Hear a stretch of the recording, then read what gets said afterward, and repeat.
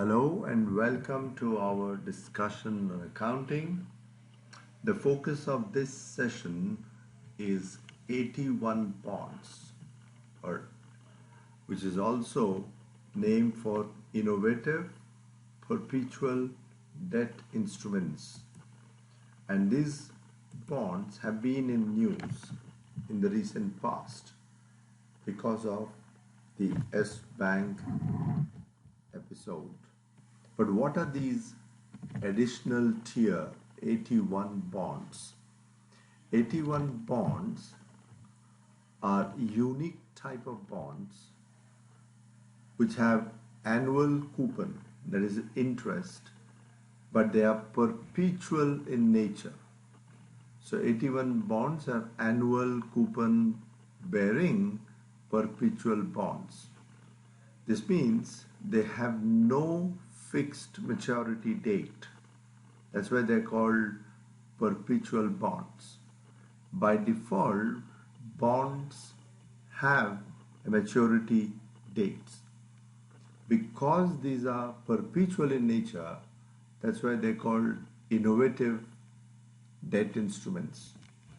They do have call dates, they have call option, typically at the end of 5 or 10 years.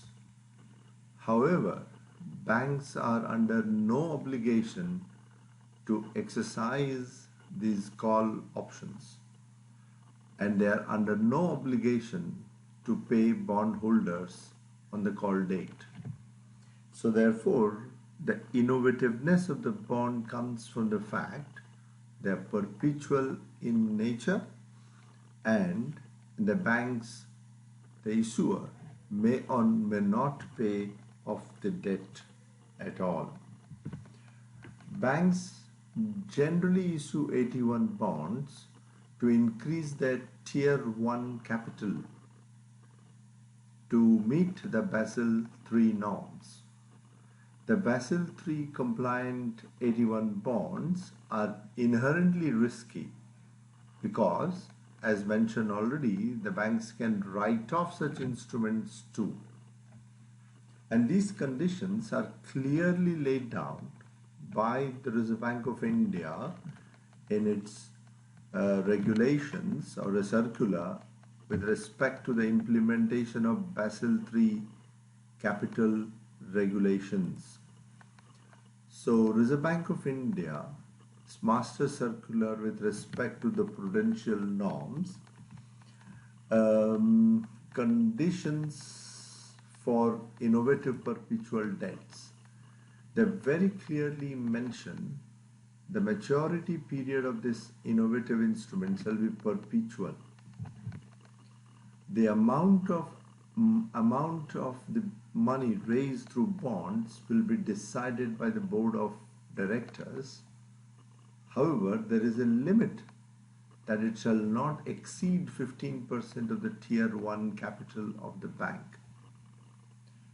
The rate of interest is payable to the investor may be either at the fixed rate or the floating rate to be decided by the individual bank. The innovative instruments are not supposed to issue with a put option. However, the banks may issue the instrument with a call option subject to a strict conditions that the call option may be exercised after the instrument has run for at least 10 years. And this call option shall be exercised only with the prior approval of the Reserve Bank of India. That means even if there is a call option, the bank needs a permission, approval of the Reserve Bank of India to redeem the debt. So therefore, 81 bond is a unique bond because it is perpetual in nature, and the banks are not under obligation to pay back the principal, and it forms a part of the Tier 1 capital of a bank. So at the time of closure of the bank or bankruptcy of the bank, the seniority of the claims comes into picture. That means to whom the bank is required to pay off if the bank is closed.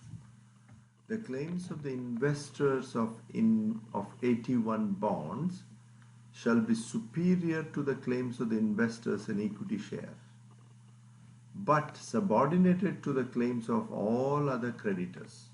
That means the debt will be paid to, the money will be paid to other creditors, other debt holders, before anything will be paid to the tier 1 81 bonds. And after the 81 bonds claimants, the money will be paid to the equity shareholder. So therefore, the claims of the investors shall be superior to the equity investor, but subordinate to other creditors. As of now, March 2020, a total of 93,000 crores of 81 bonds is outstanding as per the bank's balance sheet. And the largest outstanding is with State Bank of India as expected, which will amounts to 27,000 crores, followed by ICICI Bank at 10,000 crore. But we all know that 81 bonds became popular for the press because of the Yes Bank. Because of one of the recent decisions of the Reserve Bank of India, 8,415 crores of Yes Bank's 81 bonds have been written off, implying that the investors in these bonds are not going to get their money back at all. Let us see the Yes Bank's balance sheet. If you see Yes Bank's balance sheet, the borrowings of the bank in the last 5 years, from March 15, 16, 17, 18, 19, the borrowings increased from 26,000 crores to 1,08,000 crores. The borrowings have gone up by 5 times.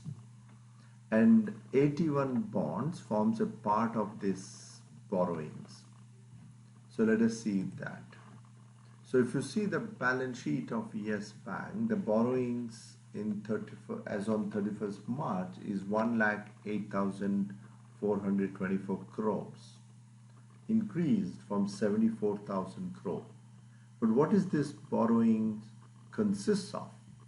Let us go to Schedule 4. But before, Schedule 4 of the annual report will tell us the composition of these borrowings, okay? And the composition shows IPDI, Innovative Perpetual Debt Instruments. And so you can see that around 9,000 crores of the total 1,08,000 crore is the Innovative Perpetual Debt Instruments or 81 bonds. And the interest on this, interest on the perpetual bond, just like any other bond interest, it will become a part of the expenses. It will become part of the expenses. So when a company or a bank raises bonds, it will appear on the sources side as a borrowing, and the interest paid or accrued becomes an expenditure on their profit and loss account. And interestingly, if you observe this, the composition of the Tier 1 capital as per the Basel III, we can see that here, that Tier 1 capital consists of equity capital and a 81 bond, which they call capital. So often a question being asked, whether 81 bond is a debt or equity.